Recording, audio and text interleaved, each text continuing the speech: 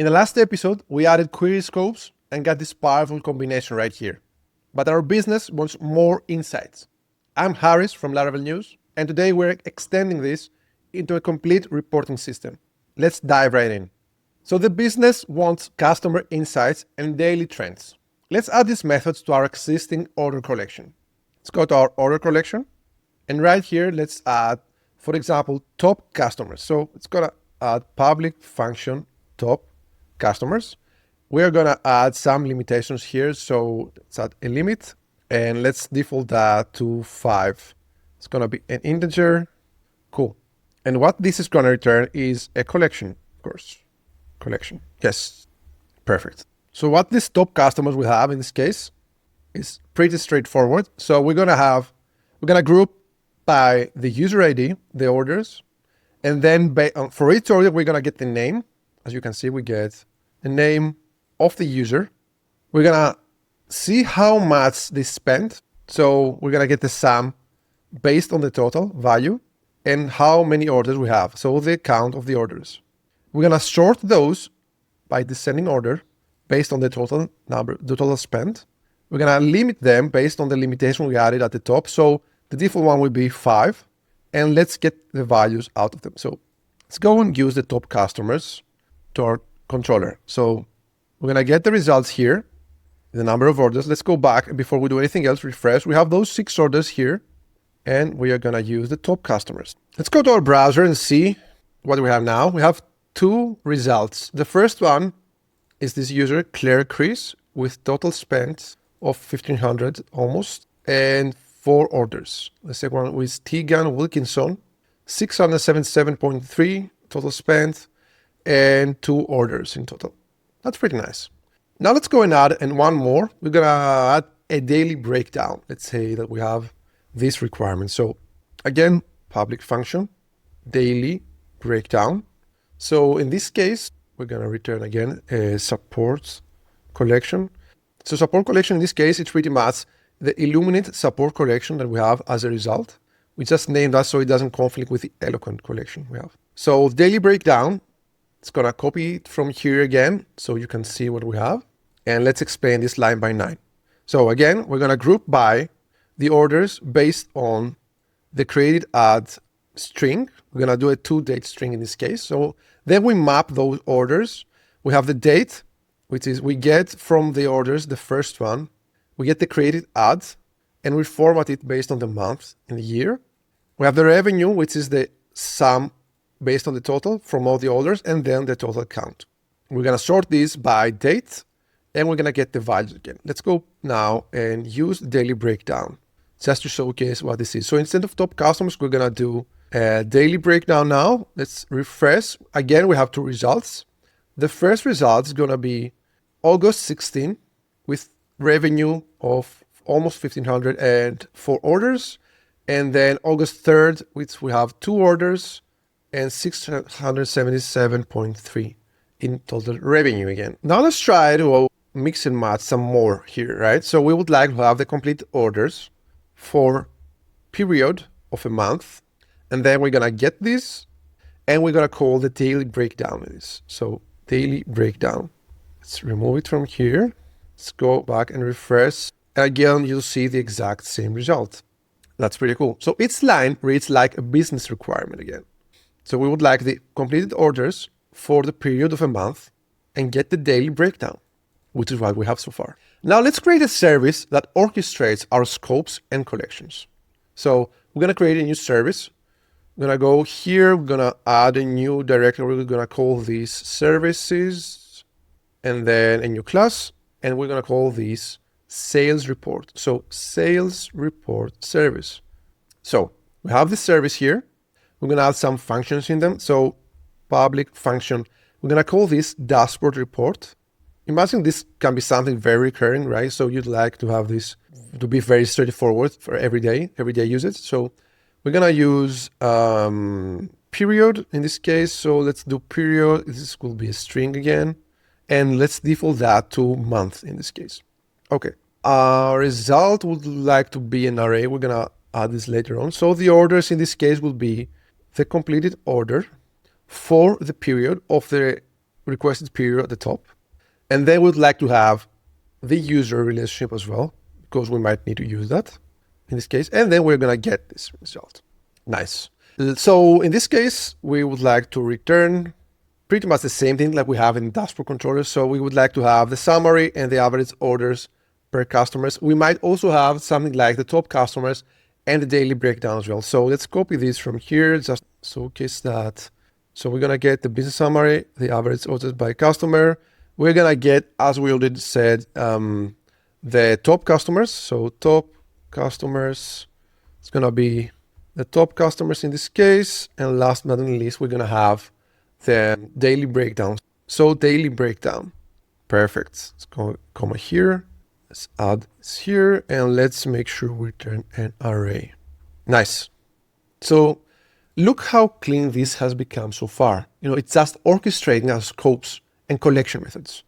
So now our controller will become incredibly simple. Let's go back to our controller.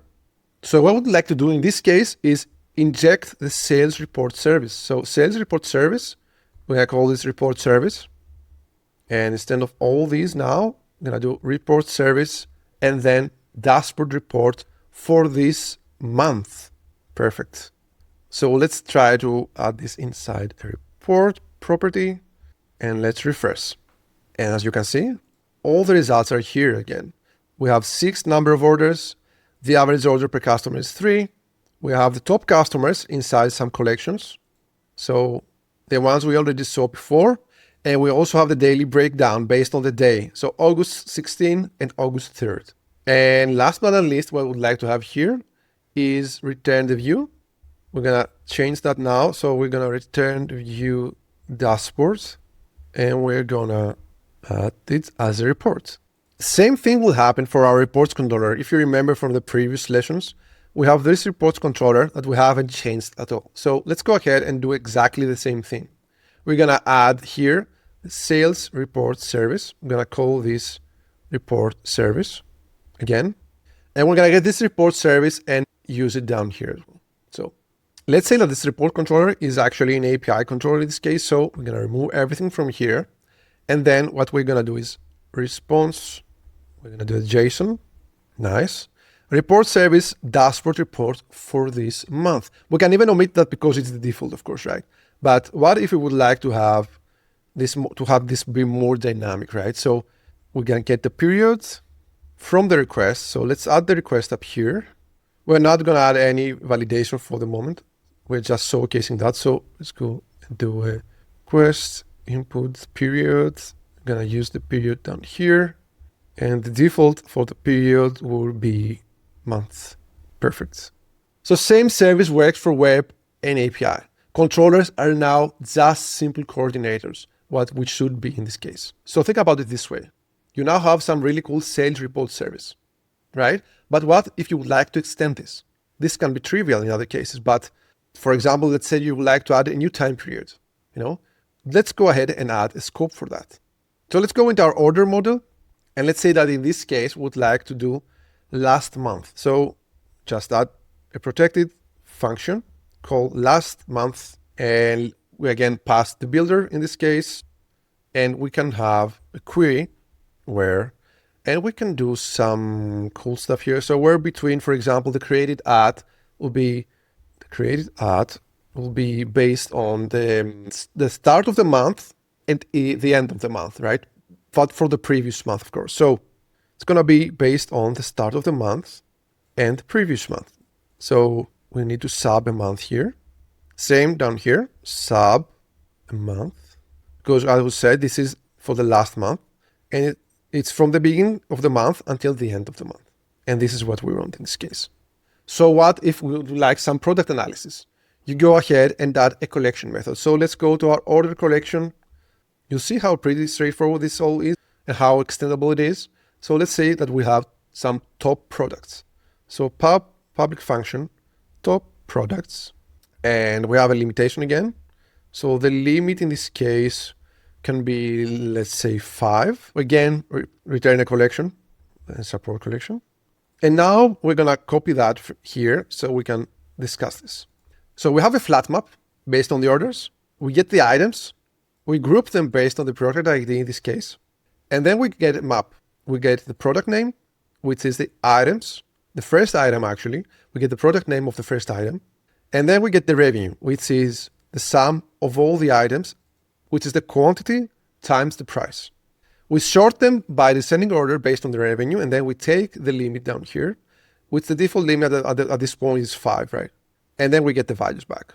The main idea behind all this is not the code in this case and how this works, but the concept that this is very easy to extend. Now, instantly, this is available everywhere, without changing any existing code. So we have a new report system with 0 service changes. Now let's go back to our service and showcase how easy this change is. So sales report service, we have the dashboard report here. And what we're going to do is, let's say, for example, we would like to have the products back, right? So we have the completed orders for the period of a month, for example, and we don't want to have the users in this case, but let's say that we would like to have the items product. So items dot product in this case, and we get that back. Let's time dump that to see what the result is. So before going to the browser, I'll just have to tell you that I did refresh the database, so we have more data to showcase with. So let's now go and refresh the browser. You'll see now that we get some order collections. And the thing you have to notice here is the relation here, which is we get back the items, which is 2 order items. That's pretty nice. So these are the products that we have. Each of these items is a product. So let's continue. Each addition makes the whole system more powerful. This is what you have to keep in mind in this case. Let's try now to die and dump all these. I'm going to get the array from down here. Gonna go up here, save, and let's go and refresh. We'll see that we have some different data now, like we mentioned. We have the total revenue, the average order value again, total orders, we have top customers, and a daily breakdown. So again, a new daily breakdown now, based on the dates. You can see we have different dates here. That's pretty nice. And we have the top customers as well. More customers for us to test with. Pretty cool. What happens now if you would like, for example, to generate reports in a scheduled command? We're going to use the same service exactly. So let's go ahead and create a reports command in this case, right? Let's go back here and let's say that we would like to generate a new command. We're going to name that one generate daily sales report. So PHP artisan make command. We're going to name this again generate daily sales report, because we might need to have this, for example, set as a daily report, right? So let's generate that. Let's go back to our code. Let's close that. So we need to open the generate daily sales report here. We're going to leave the signature as is. We're not going to add any description for now. Let's go down here and say what we'd like to have. So we're going to use our service again. So sales report service. Let's import that. Report service. We're going to name that here. And what we'd like to have in this case is same thing like in a controller, but we're going to add this in a daily report. So the report's going to be report service, dashboard report, and we're going to do this for today because it's going to be a daily command, right? We're going to run this daily. And what would like also to have, for example, you might want to send an email. So send an email to test.test.com, and then let's import email, of course, import the facade, and then use send. And we can generate a mailable just to showcase that. So PHP artisan make mail, and we're going to name this daily sales report mail.